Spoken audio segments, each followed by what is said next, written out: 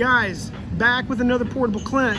Guys, if you go to the Hollywood Dictionary and look up the coolest actor in town, you will see this guy's picture. Ladies and gentlemen, Sherman Augustus. Yeah. Look at this guy. I feel like like one of those Muppets, you know? Like, Yeah. Oh, dude, but you look great. Look at you in your black hat, man. Oh, dude, you know. Yeah. What kind of hat is that? You know what? I bought this at a place called. I got it in Ireland. I bought it in Ireland. You already beat me with that, Ireland. Yeah. Well, you know what? It's. I'm gonna have to hashtag these guys. It's Anthony Petto, and English designer, has a store in both the UK and Ireland, and several stores. And I unfortunately live like 4 blocks away from it, so I bought a lot of hats. Well, dude, you should be buying a lot of hats because you look good in them. All right. Thank you, Doctor. Sherman, you ready? I'm ready. Let's go. Okay. Now, to talk about your acting career, we need to go further back. Absolutely. All right, so here's the deal.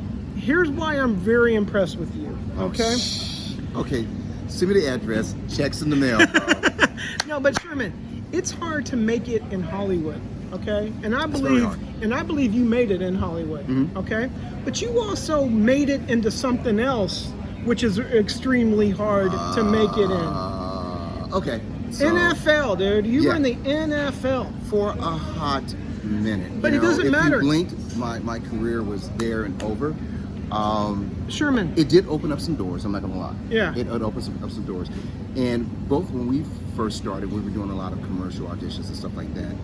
There's a lot of sports stuff that came out, you know, but I always wanted to act. And like you and the several actors that we know, we invest in ourselves. Right. You know, and we take classes, and you know, we invent ourselves as actors, and that's what I wanted to do. So I wanted to get away from all the sports stuff that was coming at me. And I went to Northwestern, so That's in Chicago. Yeah, I ran track and played football, and I couldn't, you know, there was no way for me because it was on the quarter system. So every summer I was taking underwater basket weaving or tennis to stay eligible. You know, I'm gonna tell the truth. Yeah. You know, so I didn't have a chance to really dive into and learn the now they don't want us to say this, the craft. So I say the trade. Nice. The trade. The We're trade. tradesmen. So you know, and I'm grateful for my time. I don't miss the politics. Sometimes I do miss, and I'm not gonna lie, when I get to take my frustration out on somebody in practice or in a game. Yeah. We can't do that now. That's true. Yeah. That is true. We can't do that. You can't. I can't tackle that casting director in the room. Right. You Well. know? And so it was a flashback. It's like Vietnam. You know. It's like, you know, come on, man. Okay, listen, you may dismiss it as a hot second, but it's not. You still had to work hard for a long time. Exactly. Give me a quick minute explanation of your football career. What teams? Tell me what you did. Okay. Please. All right. I want you to brag about it. Well, okay. There's no bragging about it. Well, but still, I don't want you to hold back. Is my point. So I grew up here in LA, not too far from where we're sitting right now. And I was a very sickly kid, so I had asthma and I was allergic to a lot of stuff. So my parents felt that the best way to combat that is to get out there and play sports. Okay. Right? So I got involved with track and football, and I kept going.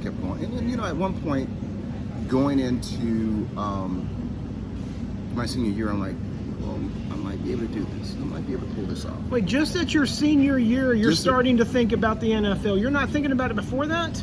I'm not thinking about it then, because I went to school with Jim Bridges Jr., Todd Bridges' older brother, who their dad was an agent and Miles was a manager. So even in high school, You're still trying to do both? I was trying to do both. Okay.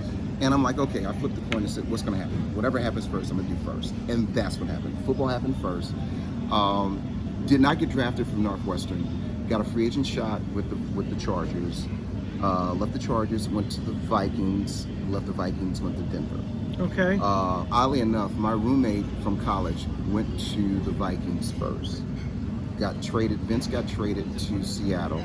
He was a kicker. He was a DB, but like most DBs, he had a lot of concussions. He was a hell of a kicker. And I'm not sure, but I think even stands today, he kicked the longest field goal for the Vikings, which was a 54-yarder. 54-yarder? Yeah. Okay. And I think that was against Seattle. He got traded to Seattle, and then I got traded to the Vikings, and a very nice general manager. Well, he wasn't general manager. He was the head scout. Frank Gilliam, Joe Gilliam's brother. Okay. Was okay. one of the, he's the one who, like, for years was like, yo, come play here. We'll get you over here. Very nice man. One of the gentlemen I can say in my professional football career, other than Milt Davis, who was my science teacher in high school, and he was the head scout for the Dolphins. So, I just surrounded myself with that. Nice. And those two gentlemen became like a major staple in my life as a football player, as a man, and still today as an actor. Words that they gave me still resonates in my mind today. Are there any words that you could say that have been? I know it's probably a lot of things. Mm-hmm. Is there a couple of things that keeps coming back to your head? What they told you? Stay true to yourself. Be humble, and always be willing to learn. That's true, man. That's it. Especially the older we get in this town, the more we don't need to learn. But that's when we need to do it the most, because right? this business is always changing. It evolves. It's evolving right now as we speak. Yeah, it is. It is. Okay, Sherman. Yeah. So. Woo, that was a hard question. Yeah. Okay, so football. How does football come to an end, really quick?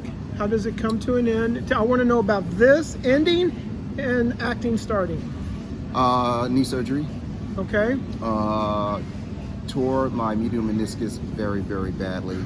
On a play? On a play. What game? It was, man, that was, I think it might have been the Pittsburgh game when I was with, I think, because it started messing with me, but it was the Pittsburgh game when I was with Denver, and I was reaching for, I had the interception point, so I had my interception point, it was an out, and I was reaching for it.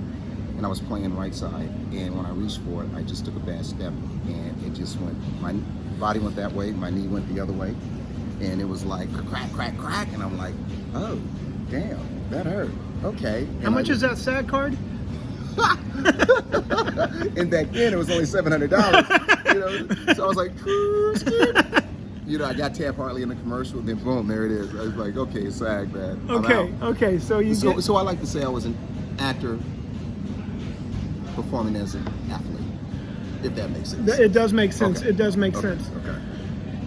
Okay, one last thing about football, and then we're moving on, I promise. Cool. Isn't there a story? I feel like when I first met you, there was something you tackled an important play on the Dallas Cowboy game. Wasn't there something? I just talked about that last night with somebody because, oh man. Because when I first met you, which was many years ago, Sherman. It was when Dorsett ran 99 yards for a touchdown on Monday Night Football. Okay. So that's all I got to say.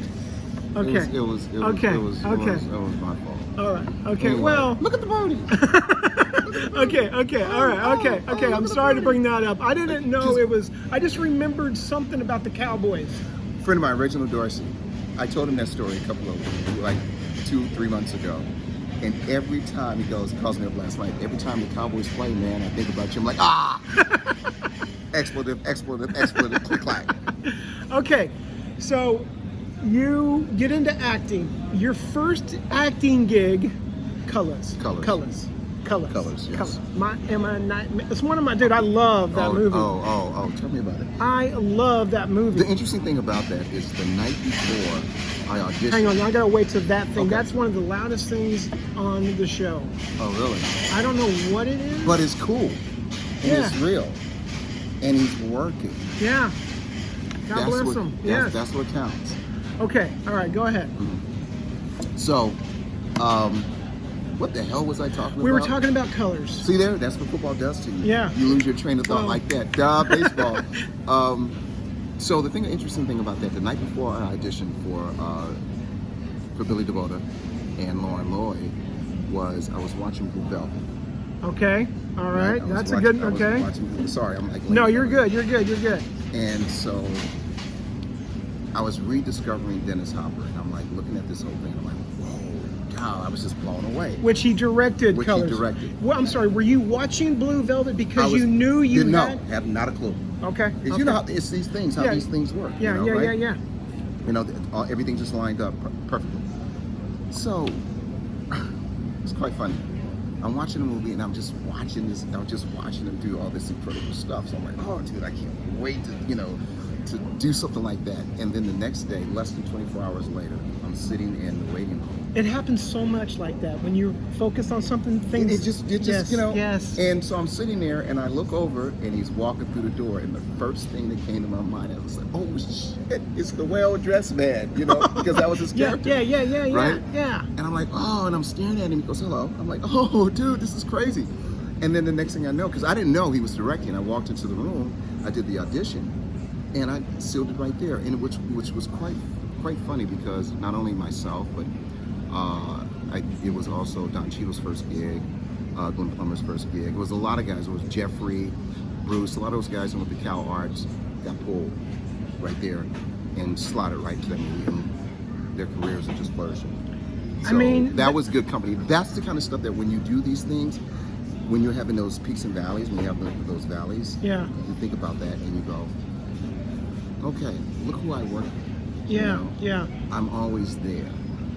So that's what I use a lot of times just to keep myself sane. And you think about these things. You think about your journey. They say enjoy your journey as an actor. Yeah. I'm gonna be frank with you. Sometimes I hate the journey. Hey, man, brother. I hate the journey. Hey, man, dude. I'm not going nowhere. That's the only problem. We can't go anywhere. Yeah, I know. What are we going to do? What am I going to do? Exactly. So much easier said than done. Hey, why don't you look into something else? Well, what are you talking about? What are you talking about? Like what? Yeah. Like what? Okay, so, unfortunately for a lot of us, you, myself, we're able to navigate ourselves a really good career. We're able to carve out something that matters. And that's what I share with younger actors all the time. It's just when you carve something out, stick to it, remain focused no matter what it is, but most importantly, be true to yourself. And Sherman, I think that has a lot to do with our thought process of what else are we going to do. We know that we are in this for the long haul. Yeah. That's a reason why we cannot even think of a plan B, because it's always plan A for us. There's no plan B. I mean, either you're going to do it or you're not. And this business is not for the faint of heart. You have to commit. When we do a role, we always say to ourselves, commitment, no matter what it is. Yeah. If it's the wrong choice, if it's the right choice, whatever, director will straighten that out. Even editors will straighten that out if it's really that bad. Right. But at the end of the day, it's just committing to what you're doing. You're making a right turn, you committed to a right turn. You can't flip out and do this. You committed to a left turn, you do a left turn. So that's it. Okay, how long do you work on colors? I was on colors for 2 weeks. It was like sporadic, work 2 days here, work 3 days there, that kind of thing. Learned a lot. Majority of my scenes were with Robert Duvall and Sean Penn. Come on. I mean, come on. What? And that was their prime, and that was in their prime. Oh, it was crazy.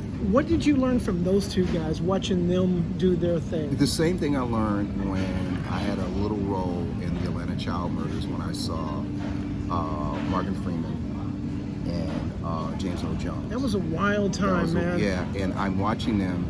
I'm off camera, and I'm watching them. They're standing on the corner having this conversation in this scene, and I was just like, whoa, they make it easy. And that's what it was. They made that whole thing easy. Why do you think? What is the secret on making it look easy? Making it, I don't know. Was it easy, or they just made it look easy? They made it look easy because of the simple fact that they were both engaged in a conversation, and they were trying to make that conversation as real as possible. Okay. Being in the moment. And that's what it is. It's all about just being in the moment. Okay. We're going to start diving into your career. You've had a great career. No, I've been blessed. You Thank have God. been blessed. Yeah, you have been blessed. I'm kind of going to work backwards with you for some. I don't even know why. Right now, you're on 2 shows. How many shows are you on right now? I'm on. Our show Badlands was just canceled. Oh man, I didn't mean to bring that up. I didn't even know that. It's okay. It's okay. I'm gonna cry when I get off camera. Okay. And they were gonna do a spinoff with myself and Nick Frost. Okay. So there's other things in the works with that. There's an animation series, and then there was talk about a movie. Into the Badlands, AMC. AMC. How many seasons did it go? It did 3 seasons. It wasn't because it was a lack of, everybody has their whole idea of why it was canceled. But you know, the show had pretty much ran its course in a way, and there was another direction they were going to go with it as far as adding more characters, and then there was going to be a new threat, because at the end of season 3, they really introduced the fact that guns were coming into play. So you have to figure that diehard audience members wouldn't want that. Because these are all swords and stuff, and you look cool. Are you going to miss the fact that you had a show, and not to rub it in, that made you look really cool? That really hurt the most, because of the simple fact that being a martial artist, because I was going to go into that after you know, the whole thing with football, and then, you know, I wanted to make sure that I kept myself in some kind of good physical shape. Yeah. And so I dove into martial arts. Quite oddly enough, Philip Tan, Lewis's Tan dad, was our fight and stunt and coordinator on this film that I did called Space Marines. Called what? Space Marines. I've never heard of Space Marines. Okay, it was okay movie. But that's an interesting title. Yeah, it was. And I had this big bar fight, and we rehearsed for like 2 days, just doing that and watching the previews first, and then we did the whole thing. He said, "Yo, you'll be good in martial arts." And oddly enough, years later, I ended up working with his son, Lewis. Okay. And Lewis's career is flourishing. He's gone. You know, he's just.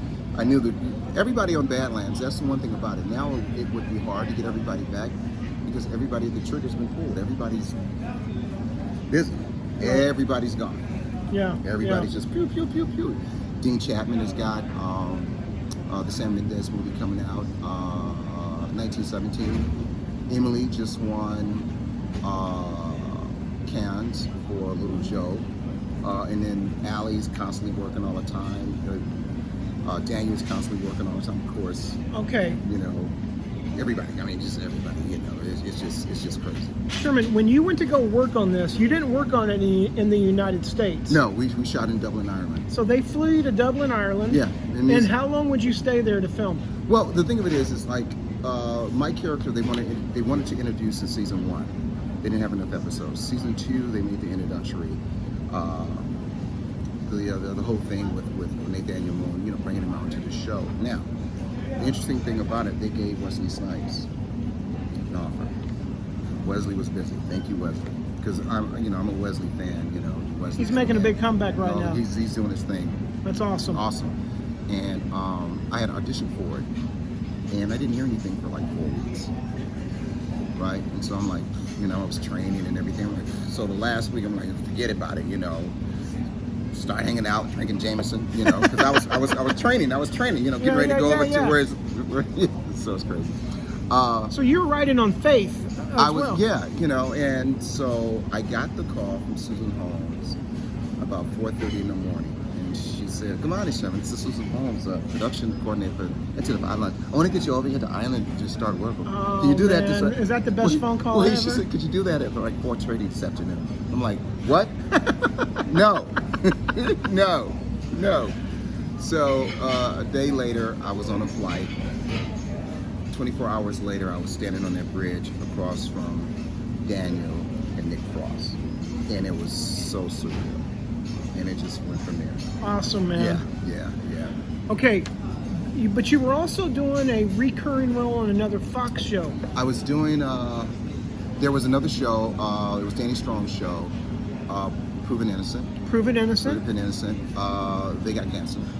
Okay. So, you know, it's just one of those things. It's a numbers game, you know. But the fact is you kind of always downplay things by saying canceled, you were in the NFL a hot minute. It doesn't matter. I don't care about that. Yeah. The fact is you were doing this stuff, Sherman. Yeah. But it's all part of the plan, you know, because once I did season 1 of Westworld, I'm like, okay, 30 years of doing this. Now it's time to get on the other side, get paid as a producer. Okay. You know, start getting paid as a director. So, with that said, to this day, we just acquired the rights to a pretty big television show. That was a radio show. It's an IP. It was a radio show. IP, what is that? Intellectual property. Okay. Right? Books, you know, all that RKO kind of stuff. did a lot of that. Yeah. Okay. And, you know, that's what Hollywood likes to drive off of right now. just thrive off of the simple fact that they love IPs. I mean, original ideas, it's got to be like awesome, you know, to get these things made. So I can't divulge the name of the project, but it was a radio show, then a television show in the 50s, and then a television show in the 60s. Right now, what we're trying to do is decide if we're going to do a contemporary or do it in 68. Don't know yet. Also, I'm getting ready to produce another film that I'll be starring in. My best friend Tim Coxshell, who's he's like a big-time film critic. He and Wade Majors are my business partners. So we were getting ready to do this film in late March called Dyer, Arizona. Okay. It's a horror film, but it is driven with this. It's a satirical horror film dealing with today's politics. Okay, right? okay. And so there's a couple other things coming out. I did another film just recently in Mississippi called The Banality, and two very young filmmakers in their 20s, Streck Azar and Michael Santoni, Stephen Tony, basically are on their rise. And these guys have a look, they have a vision that's incredible, and it's a mystical realism kind of film about this priest that has these visions. And the priest thing is kind of big right now. The priest thing is kind of big right now. You know, I wanted to do it because I never played a priest, but I would never play another clergyman. Okay. Never, ever, ever again. You know, I just wanted to find something about myself and the duality about myself. And so did it, done it, moving on. Okay, Sherman, let's go back. Let's go back for a second. When you got into the business, into Hollywood business, what is it that you wanted to accomplish in this? Not now, thinking back then. What was your thought process? What did you want to accomplish? I wanted to do the kind of films and television shows that inspire me and inspire others. That's what I wanted to do. I wanted to, of course, everybody wants to be a star and win Oscars and all those things, but the minute you get into this thing, you start figuring out where you want to go, what direction you want to go, and how you want to be viewed, which is important. Yes. Which is important. And I also did not want to be labeled into a box. Okay. I wanted every opportunity that Brad Pitt, Clooney, and so forth and so on, and everybody else had. That was the key. And so there's a lot of things. There's a lot of things that I will not do. You know, there's a lot of characters I will not touch. Give me two things you won't touch. I don't like playing anyone in prison, so I've never done those. I won't do anything that demeans women or kids. Okay, all right, all good. Okay, all good stuff. Yeah. If you had a room and you were a kid and you put your favorite actors up, like posters up on the wall, whose poster would be hanging up in your wall? I mean, that's a hard one. I can't, you know, no one can really narrow that whole thing down. I mean, there's all the greats. Give me two greats of yours. Oh man, I mean, all right, let me think. Let me be really. I'm just somebody who's kind of the poster you hang up, you kind of want his career, what he accomplished, something. I'm just trying to figure out who motivates you in this business. I mean, there's so many people that motivate me. You know, of course, there's the Sidney Poitiers. I mean, it goes on and on. There's Sidney Poitier, there's Denzel, there's Ed Harris, there's Duvall. It goes on and on and on and on. When I did The Mexican, I gained so much respect for Brad Pitt, J.K. Simmons, and of course James Gandolfini. Well, hang on a second. Okay. Why did you gain respect for Brad Pitt? What did he do to him? I had to visit the set one day to do this whole prop thing when I get shot, when Gandolfini shoots me in the hand and comes out. So we had to do that whole thing. So I had to go up and talk to Gore, and Gore was directing the scene with J.K. and Brad, and so they said, "Oh, you can sit in there." And so I'm sitting in this room, and Brad's like, "What's up?" Right? And he had that big, gigantic, serious monologue that when he was talking to JK, and I'm sitting there like, dude didn't mind me sitting in the room. No one else was in that room. And he was like, "Oh yeah, man, yeah, oh yeah, we're gonna have fun." And he just knocked that thing out. What do you think that is? What do you think that is? Just so confident? What was it? I want that. Knowing, we all do, knowing your material and able to, and what I noticed about the actors that I like, they always bring the subtext to the surface. If it's, you know, like Randall said, if it's expression, which, you know, we're taught not to do these expressions, you know, because you make your, you know, your face makes natural expressions anyway when you talk. But, you know, if it's a mannerism, if it's whatever you're thinking, you add to the dialogue, you just let it flow. You know, I did improv theater for 5 years just to learn how to let, you know, whatever I'm thinking fly from my cerebral cortex, you know. Did you take that improv because you knew you lacked something and you wanted to get better, so you went to go take that improv class? My thing is, I always want whomever's in front of me as an actor, if I'm in the scene, I'm going to give them more than what's on that page. Okay, that's good. We're going to work. I came to work today.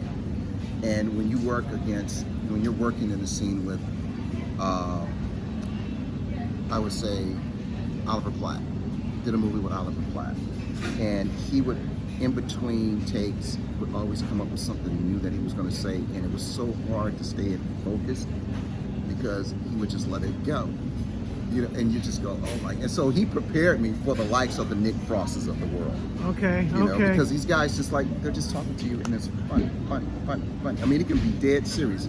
My dog Skippy ran across the street, got hit by a car, and it could be funny. But it's just how they deliver it and what they're doing, but they're dead ass serious. Not to make this about me for 1 second, but I worked with Tony Shalhoub on Monk. Okay? Again. My scene, come to work. Right. My scene with him was this long, okay? He called, hey Clint, can you come over here please? And the other actor, can you come over here please? He goes, let's go over this. And I'm thinking, well, it's just this long. Let's go. We went over that little scene that was this long for about 45 minutes before we filmed. And he goes, all right, let's go over each note here. And I'm like, oh my God. You have to appreciate actors like that. Yes. And he's, learn. yes. Yeah. I mean, I am the laziest actor in the world, Sherman, but he found stuff.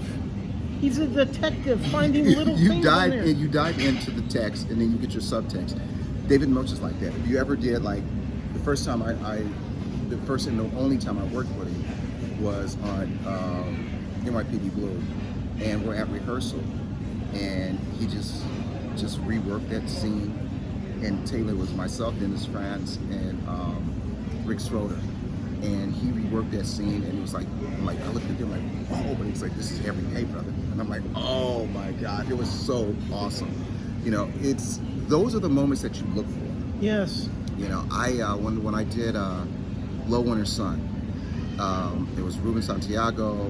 Now I'm watching this scene. I got to walk into the scene. I'm like, this is a master's class right now. I mean, this is some other. Yeah. This is like leap year shit. This is like, this is like, you know, Alpha. You are now entering Alpha Centauri. So I'm watching Ruben. I'm watching Mark Strong, and I'm watching Lenny James.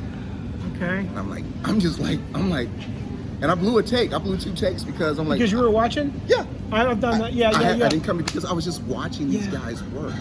And then so I'm like, all right, cool. So I said the line wrong, and I'm like, dude, I'm a freaking professional actor. I'm not gonna let these guys smoke me. I'm coming, right? But it was just like they were laughing about it because I'm like, you guys don't understand. This is a master's class. Right here, man. You know, it was great. It was great. I did well enough for AMC to hire me again. So yeah. Well, there you go. That's good, Sherman. All right, Sherman. Let me ask you a couple questions. What is it? Is this what you want to accomplish in Hollywood now? Is it the exact same as it was when you first started? Absolutely. You know, right now I want to tell different stories. I would like to see a level playing field. You know, there's so many other stories to be told. And, you know, just because I'm an African-American man, don't mean I can tell all these other stories. So we have accumulated, me and my partners have accumulated all these great stories. And we have stuff all around town, and we're getting nothing but great responses for Awesome. it. So that's one. I got something for you too, don't worry about Dude, it. I like hearing that. I like hearing that a lot. So, you know, it's telling those stories, and, you know, just basically, again, making sure I'm staying true to myself. You know? Yes, that is, you know what, I keep hearing that. Stay true to yourself. A lot of people say those words, but this town can quickly make you forget that because us actors, we become desperate so much. You start that chasing the dough. You start chasing it, or you go, you know what, screw it. I mean, come on. I would rather do something in this than just stay home and do nothing. Exactly. So you sell yourself out. Exactly. And that's one thing I can truly say I've never done. I've never sold myself out because I was in a position to where I needed to do this or I needed to do that. I've been lucky, thank God, to take care of my daughter and to have a roof over my head and to buy things that I want to do. But sure, there's those lean times. But at the end of the day, again, reverting back, staying true to yourself. You have to know, this morning I turned down something. And it was just something that I don't want to visit. It's just like, okay, maybe 15 years ago, I would have done that for you. But I'm not now. Okay, Sherman, what was the worst time in Hollywood for you? Oh. I would say the worst time in Hollywood for me was about 5 years ago. I had all these great credit cards and everything where I, was make sure that my kid was graduating from school and all that kind of stuff. And so I spread myself a little thin and I kept saying no, because I knew that right around the corner was that job.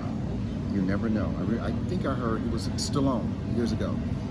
He said, never give up because you never know. The next day might be that call. Amen, brother. Might be that opportunity. Yes. And so I knew that opportunity was coming. And then so, it was a string of things. It was American Odyssey, it was Low Winter Sun, then Westworld, and then came Badlands. So it was the arc of everything because I knew these gigs were coming. I didn't know when or how, but I knew they were going to manifest. Prayer, perseverance, and patience goes a long way. But I dig that a lot. Again, it's just knowing who you are. And you have to, every actor gets to a point where you're going to say, do I move on or do I stay here? Because if you stay in that one place, agents and managers, because you're making money, will box you in. Oh, they see you as this. Oh, they see you as that. Oh no, they're going to see me as whatever I want them to see. Period. Okay, so what you're telling me 4 years ago, you spread yourself thin because you were waiting as an actor. So I was waiting as an actor. You got in credit card debt and stuff like that. Yeah, I got in credit card debt and everything, and I say that, and I say that to everyone because a lot of people, I know a lot of actors who are going through that right now. Yeah. And so we talk about that, and I'm just like, just minimize what you're doing, right? But in order for you to be good and not look desperate when you do go in that room. Because they smell desperate. Oh, they know desperate. Remember that old commercial years ago, Never Let Them See You Sweat? Yes, exactly. Come on. You walk in the room, you control that room, even when you test. You walk in and you control that room. You guys are here to see me.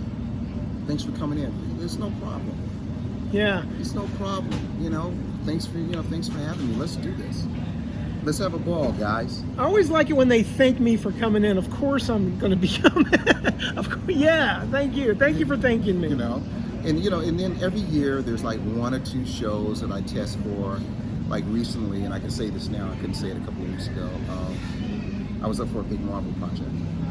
Okay. And I could totally see. Oh yeah, it was really tight, and so everybody had signed off, and they had me on hold for like 10 days, and so then projects that they were going to slide this guy into started falling apart, and so they reworked it a little bit, and a good friend of mine, Robert Wisdom, fabulous actor, awesome actor, friend, great guy. I think he's got the job. I don't know if it's the same role, but he's in that show, so they're going to do well with that. Pick the right actor. But the format that they were going with, it would have been great. It would have been great if I had. Well, Sherman, don't you think because now that you're on their radar, that something will eventually happen? Exactly, with Marvel? and we always, and they said that. I believe that too. Yeah, they said that. But the thing of it is like, okay, how many times have we both heard that? I know. We would be sitting here. We'd be millionaires sitting off in the Alps talking about, are we going to climb that mountain? Yeah, let's go do it. So that's one thing. But at the end of the day, you keep pressing forward. Again, it's what I learned from football. You bend, but don't break. That's nice. You know what I mean? There's when the fourth quarter comes around, I won't be quitting. That's for sure. Sherman, who are a couple people who've looked out for you in this business? Oh wow, there's been so many people. I mean, of course, family. But I'm talking about the people who, like you just said, people who've told you stuff, and it went in one ear out the other because we've heard it so many times. Hey man, I'm going to get you for my next project. Hey man, and then you never hear from those people again. But there are some people, like to me, like Jake Johnson. Yeah. Awesome dude. He told me he'd get me on New Girl. I was on New Girl. Yeah. And yeah. so it's a very small list of people who've actually went above and beyond for me. Here's the thing. My thing is this. I haven't pulled. There's two gentlemen that we're working with right now. The producers, Mark Inglefield and George Lee. These guys produce nothing but major motion pictures, and so when we went to them with our script, they said we don't do anything in the 2.5, 1.5 kind of thing, but we like the script so much, and we like that guy, Sherman, and we want to work with him. So out of that, I got 2 films that I'm going to do. One's going to be we're going to shoot late February. It's again actors that I admire, Danny Glover and Delroy Lindo. I'm like, okay, so I'm breaking down the script now. Awesome. It doesn't shoot until February, but I need to do my work because I ain't getting smoked. Like a professional. I'm not gonna get smoked like walking into that scene with Mark Strong and the guys. So I would say right now I stand to learn a lot from them as a producer, and so but I can get people on the phone. I can get I can call Gail Ann Hurd. I can call David S. Goyer. I can call. That's awesome, man. I can, if I run into Gore somewhere, Gore from this guy, we can stand and have a conversation. So these are the things that, and I know for sure the reason why I have this great relationship with those people and with networks is because doing the work, come prepared to work, give them more than what they're expecting. There's nothing more satisfying than to walk on anybody's set, no matter what series I was doing, if I was a regular or guest starring or whatever. People would always say to me, when you come to work, we know we're going to get out of here quicker. That's a great compliment. We're going to have a good day. That's a great compliment. And so that drives me. So, Do you feel like your training in football helped you train as an actor? Yeah, because of the practice. And now since we have this whole thing about self-tape, which I think is in a way harder because, I know I can get the take out on it. Right. So you keep doing it. But when you have to go into a room, you have to. You got to go into the room. Right. You got to deliver. Yes. You know yes. what I mean? Yes. So it's a trip. Sherman, best days in Hollywood. I say that right now. Awesome. I like hearing that. I would say that right now. It's been continuous. Again, going back to reiterate about the whole thing about us knowing our journey and liking our journey. Yeah. A lot of times, no, I don't. But then I look back and I go, dude, this built so much character. Aren't you glad that happened? Man. But I can say that to myself. Right, exactly. I won't say, I'm happy this is happening, sucker. Yeah. Exactly. Sherman, do you have any, what's your day like when you book a job? Like, how do you celebrate when your agent calls and, hey, you booked it? Has it gotten old hat to you? Do you go out and celebrate? Like, what happens? I go to work. You do? Because of football, I've never been that kind of guy to, go out all the time and do this or do that. Folks will probably come by my house or something like that, and we'll talk about it, and, have some wine or whatever the case may be. But other than that, or some Jameson, yeah. Not that I'm a drunk. No, of course not. No. But I really just keep it simple, because the minute you get a job, that's when the work starts. It's like when you get your black belt, that's when the real work starts, because now you gotta learn another method. You have to apply yourself different, and then you have lower belts looking up at you. So as an actor, it's the same thing. What's the best piece of advice that you've got in this business? And I know it's a tough one, but just something other than what we haven't heard before. Just something small that someone told you that rings true. Ed Harris told me good luck. And I think he said that because he saw something. And that's what this business is about. It's about luck. It's about being in the right place at the right time. And being prepared to be at the right place at the right time. And so it's the luck. Sherman, I don't say this a lot because I want it to mean something when I do say it, but I've said this only a handful of times and during all my interviews. To me, you've already made it, but you're going to really make it. I see you. Oh, dude. I see you. I'm not kidding. A series regular. I see you a poster during the off season. You filming movies, and then you filming TV on NBC, CBS. It's going to happen. It's happening. I know now. it is. I know it is. You know, but my thing is to, of course, pay it forward.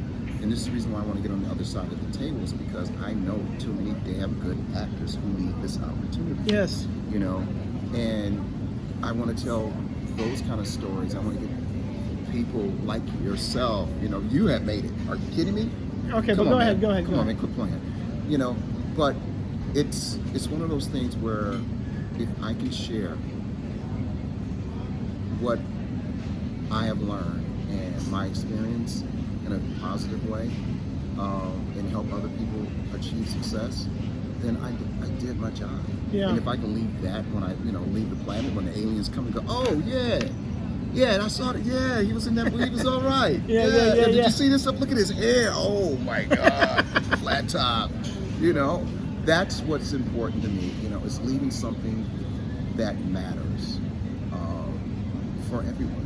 Yeah. You know? Yeah. And it's not being selfish. You know, it's not about that. I've learned so much from so many great actors that when I'm working with folks who are new to the business, it just makes it worth it. And to work with the likes of the cats that were on my show, and I would tell them, I know what's going to happen. After this show, you're gone, and everybody's gone. I'm just like, everybody's just taking off, and I'm like, wow. So, it's both fascinating and rewarding at the same time. Sherman, Yes. anything else I need to know about you? Other than acting in NFL, what's one more thing no one really knows about you?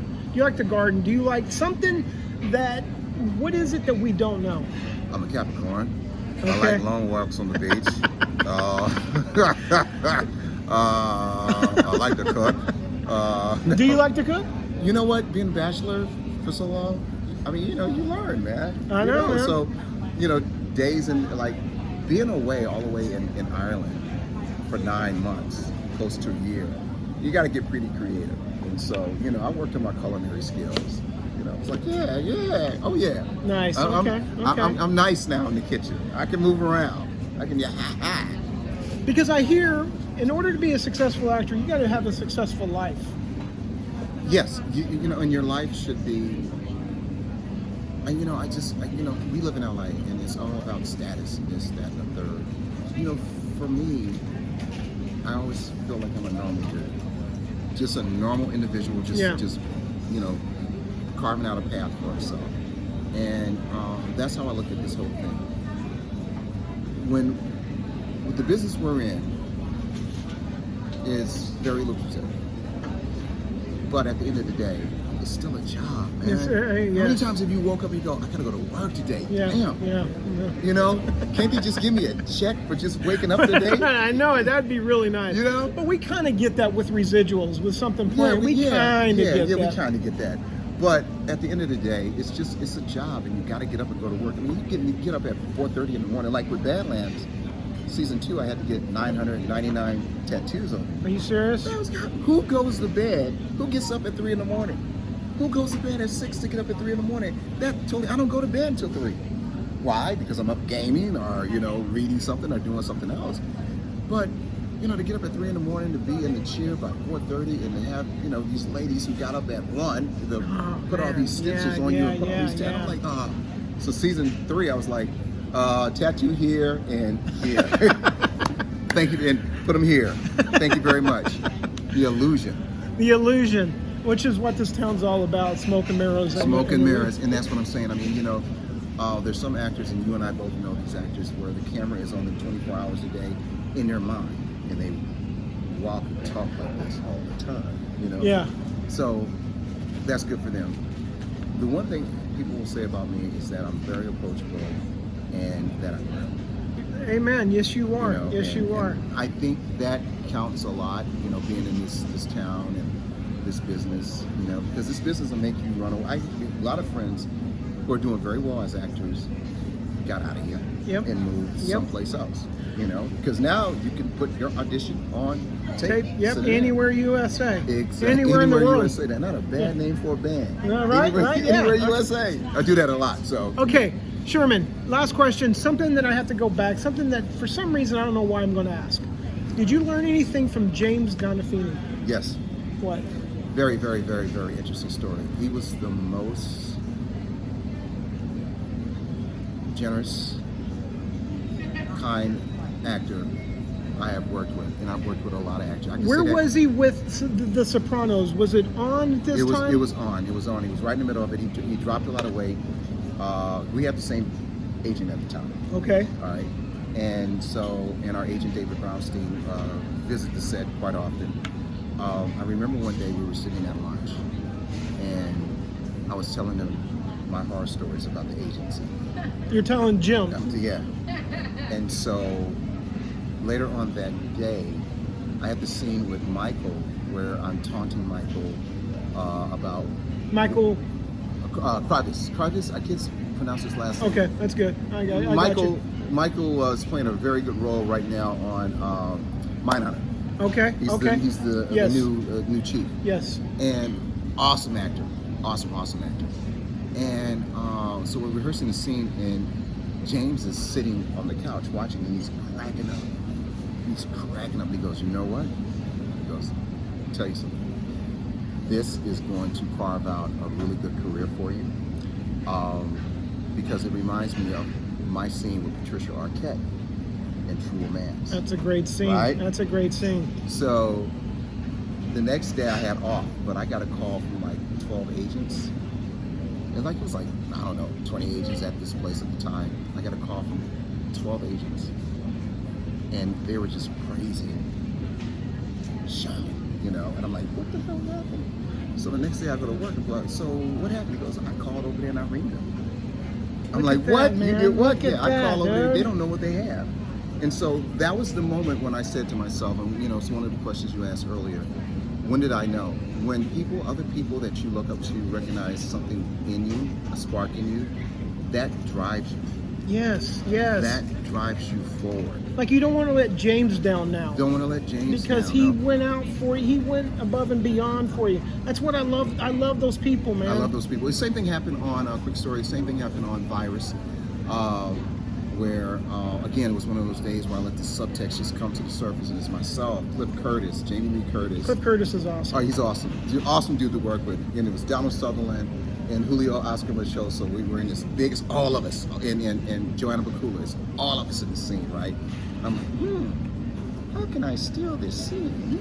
Right? That's a great thinking, man. So I have this one action where I take this AK-47 with an M203 grenade launcher underneath, and I blow a hole in the wall, and I just started rambling off.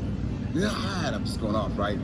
And I go out the door, and Marshall Bell was in the scene, and I'm running down the hallway going, who's gonna carry my shit? Who's gonna carry my shit? Because Marshall had just got killed, right? And everybody on set cracked up. And I got home, and my mother was visiting. And back in the day when you used to have phone, you know, your cell phone. And yeah, exactly. So Billy called, Jamie called, and she answered the phone, and they're like, let me tell you, your son killed it today. Awesome. So again, it was just one of those things where working with certain acting coaches, you know, and acting teachers teach you to bring stuff to the surface, because if it's more than one person in the scene, somebody's going to be the hot person. Right. So I'm like, you got all of us in this scene. I'm going to be the hot person. Yeah, and man. So, but again, it was the validation that you're on the right track. That's all. I dig that. Okay. You gave it. Okay. What? No, that's awesome. That's you know what it is? I don't want to be the guy who's Are you scared to risk something when you're doing that? No. The only thing they can do, it's easier, and you know this, it's easier to bring an actor down than bring an actor up. Yes. So it's not like you're going to start way up here anyway. It's just when you get into the groove, you're never going to do the same scene the same way. That is Take true. after take. That is true. You know, Nor should you, right? No, nor should you. You know, it should be one of those things where, Give the editors a lot to choose from. and when you go home, you can say to yourself, I love driving home or getting driven home. You go, man, you're crazy. You're gonna, right? You did this, this, and this, and this. You know, Yeah. I didn't know I was going to do that. So I love that again, I stuff, had an man. acting teacher once tell me, always strive to surprise yourself. I dig that. I dig that a lot. Surprise yourself, you know, and I tell actors that all the time. You know, just find a place where you can surprise yourself. We're going to end on that note because that's a great note Okay, right cool. there. I Okay. like that note a Okay. lot. Okay, cool. Okay, Sherman, one last thing. Yeah. We look in there and tell everybody bye. Hey, see ya.